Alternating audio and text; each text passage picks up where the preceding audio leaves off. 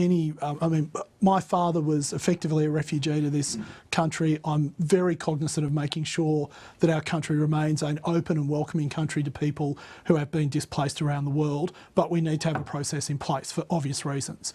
I think when you look at what has occurred since this bill passed, I don't think a reasonable person can conclude that this has actually had the effect that people thought it would have. Well, the government said there'd be, dozens, if not hundreds of asylum seekers coming, but in the past 6 months or so, there have been 130 and, they've come to Australia for treatment. It's certainly not the, flood of transfers that we were being warned about.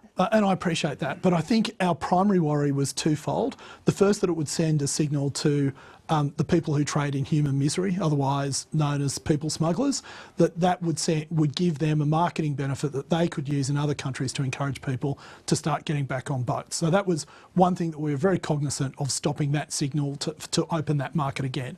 The second thing we were worried about was that it removed discretion from the minister in cases where there were people, for various reasons, of bad character. So it is true the bill allows the minister to veto someone if there are security concerns, but it doesn't if they're of bad character. And Peter Dutton has pointed to about half a dozen people that have walked into our country that may be in that category.